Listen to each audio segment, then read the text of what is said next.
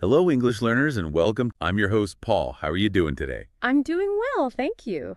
Excited to chat about English learning today. Welcome, curious minds. Today, we're tackling a challenge many of you face. How to really boost your English fast, especially if you're studying all by yourself. You know that feeling, right? Wanting to get fluent now, but maybe not knowing the best way, or feeling kind of isolated. It can be, well, pretty frustrating. So for this deep dive, we've really dug into English improvement strategies for independent learners. We want to pull out the actual reasons why these strategies work, our mission, to give you a kind of shortcut, really, to understanding how to seriously improve your English, maybe with some surprising facts, too, no matter how alone you might feel in your studies. Exactly. We're not just listing tips. We want to, demystify it. Yeah. Give you practical, effective strategies that add clarity, add structure. The idea is you won't feel bogged down by too much information. Instead, you'll gain the knowledge quickly, thoroughly, and turn that feeling of isolation into, well, empowerment. Okay, let's unpack this then. The very first strategy, it sounds almost too simple. Reading English text out loud. Not just silently, but actually opening your mouth, saying the words. Why is this so basic thing? Why is it such a big deal for improving quickly on your own? Yeah, it's amazing how effective this simple act is. First off, it directly helps your pronunciation and your intonation. You're not just reading, you're doing. Training your mouth, training your ear. When you hear your own voice, you get this instant feedback loop. You start to naturally compare how you sound to native speakers you've heard, like the sources speaker, for example. It helps you self-correct right there, no teacher needed. Then there's this surprising memory boost from, well, auditory reinforcement. Hearing yourself say the words, it makes them stick in a way silent reading just doesn't.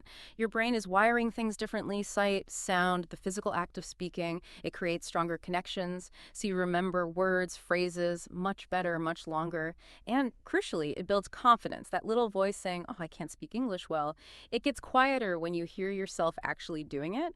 Regularly practicing out loud makes you more comfortable with your own English voice. It really tackles that discouragement head on when you're alone. It's like a safe practice zone. That makes a lot of sense. Building that internal comfort, that feedback loop. Okay, so reading aloud helps with your voice. What about understanding others? That's huge too, right? The next tip is about making your environment your classroom, even alone. Using your phone, maybe, to just surround yourself with English podcasts, music, videos, constantly. Here's where it gets really interesting. How does this seemingly passive listening turn into rapid active improvement? Oh, it's absolutely critical. And it works on a few levels. First, Yep. yeah, it boosts your listening skills, your comprehension. You hear different speeds, different ways of talking. Your brain learns to decode real-world English, not just textbook examples. And maybe even more importantly, it exposes you to all sorts of accents and, slang, colloquial expressions.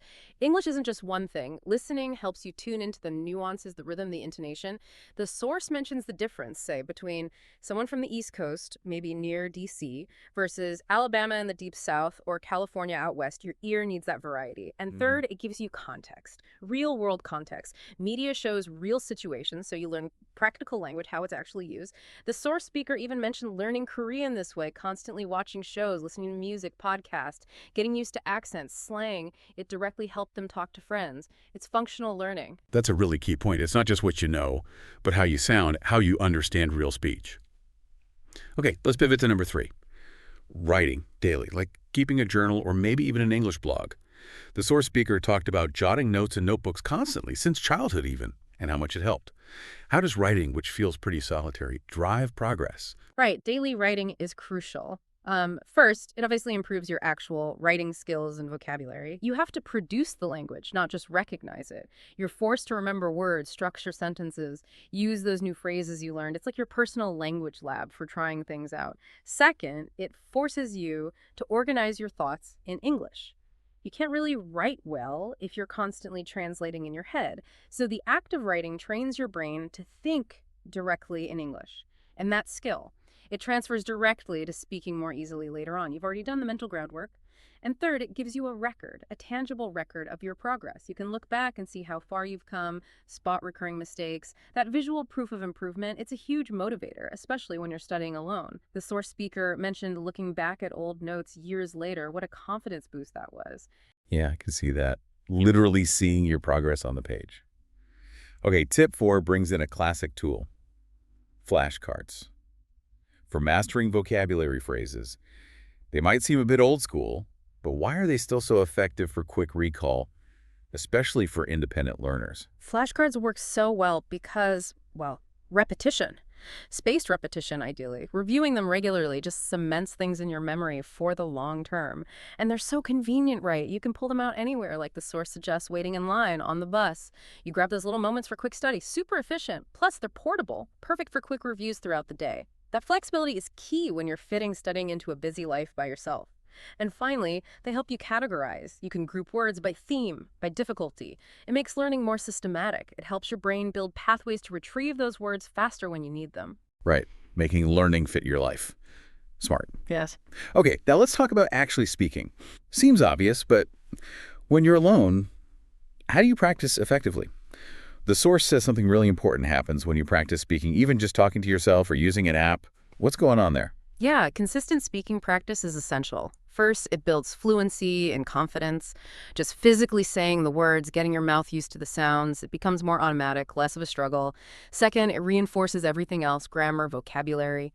Speaking uses different brain pathways than reading or writing. It's active retrieval, active production. That makes the learning much deeper, more natural. And third, it simulates real conversation. Practicing common phrases, responses, even alone, prepares you for real interactions. You're rehearsing. So when the time comes to actually talk to someone, you're not starting from zero. Studying alone doesn't have to mean you can't communicate effectively. Okay, building on that, tip 6 is recording yourself. Video, audio, whatever. Recording your practice and then listening back. Apparently, this helped loads of students mentioned in the source. It might feel awkward at first, I get that, but what's the actual magic behind listening to yourself? It leads to quick improvement for a few really profound reasons. First, you can actually hear your mistakes, pronunciation errors, grammar slips that you totally miss while you're talking. It's hard to speak and critique yourself perfectly at the same time. Recording gives you that objective distance. Second, it empowers you to self-correct. The source really highlights this. You are the most important person in your learning journey. Teachers give tools, but you have to use them. Recording is like your personal diagnostic tool. When you take charge of assessing yourself, the results can be amazing. You become your own best guide. And third, it seriously builds confidence. Getting used to the sound of your own voice speaking English, it's almost like exposure therapy. You know that nervous feeling? Sweaty palms, brain freeze. The more you hear yourself sounding okay, the less power that anxiety has. You start to feel genuinely confident. That really could be a game changer, turning awkwardness into a tool. Okay, tip 7. Listening and speaking at the same time. So like listening to English audio and repeating it out loud as you hear it. If you're listening to us now, maybe trying to repeat what we say, why is this dual approach better than doing them separately? Well, the synergy is powerful. First, you're boosting both skills simultaneously. Listening comprehension and speaking production, reinforcing each other right in the moment. Second, it directly works on your pronunciation and rhythm. Mimicking native speakers helps you internalize their flow, their intonation, their stress patterns. The source speaker mentioned doing this exact thing, learning Korean, watching videos, repeating podcasts. It's a proven way to sound more natural. And third, you're using multiple senses, which really helps things stick. Engaging your ears and your mouth creates a richer memory trace. More parts of your brain are involved, so the learning is stronger, more durable. Brilliant. That multi-sensory thing makes it much stickier. Okay, tip 8. Using English in your daily life, like when you're working, playing with kids, commuting, just weaving it in. How practical is that for someone alone, and what's the payoff? It's actually more practical than it sounds and really important. First, it makes learning relevant. Using English for real tasks, following a recipe, listening to workout instructions in English makes it functional. It stops being just a subject you study and becomes a tool you actually use. Second, it creates constant, low-key immersion. This directly fights that feeling of isolation. English becomes part of your daily fabric, not just a scheduled chore. It's continuous, ambient learning. And third, it reinforces everyday vocabulary naturally. You learn the words you need for daily life because you're using them in context. It makes those essential words stick. Excellent. Okay, we're at our final tip, number 9, setting specific goals. The source really emphasizes being specific, not just, I want to get better at English. This sounds a bit more abstract after all the practical stuff, but why is setting clear goals so vital when you're learning solo? Oh, it's absolutely critical for independent learners. One, it gives you motivation and direction. It's easy to drift when you're on your own. Clear goals are your compass. They make the desire tangible. Two, it lets you measure progress. Vague goals mean vague results. You can't tell if you're improving, which is discouraging. Specific goals are milestones. You see the wins, you know what you're aiming for. And 3, it keeps you organized. Without a teacher setting lessons, specific goals force you to create your own structure, your own path. It stops you feeling overwhelmed. It gives you a roadmap, which is crucial when you feel lost. That makes sense. It provides that structure you might be missing. Okay, those 9 tips give a really clear path. To wrap things up, the source shared a great story using the phrase, "It takes a village." I usually hear that about raising kids, right? Needing a community. But how does that apply to an adult learning English, maybe feeling totally alone? Exactly. The source speaker shared this personal story from teaching in South Korea. 2 9-year-old best friends had argued and came to class looking miserable. The speaker wasn't their mom, just saw them briefly, but realized that village principles still applied. She talked to them, gave advice about friendship, communication, urged them to work it out. And the connection to English learning is this. Even as an adult, even studying independently, it still takes a village. You might feel alone physically, but you don't have to be isolated on your journey. Your village could be online teachers, language partners, fluent friends, maybe online communities like the Source Speakers Academy with groups and meetings. These connections foster growth, provide support. Community is key, even for self-studiers. That's such an important point. Community matters for growth, even if you call yourself an independent learner. It flips that initial feeling of isolation. So, to recap our deep dive, if you're studying English alone, try not to get frustrated or overwhelmed. Use these 9 tips: reading aloud, daily writing, flashcards, setting goals, all of them. Understand why they work. You really can make significant progress, even by yourself. Absolutely. And maybe a final thought to leave you with. If it really does take a village, how can you actively build or find your unique village? What resources, what connections beyond these tips could help push your independent English journey to that next level? Something to think about.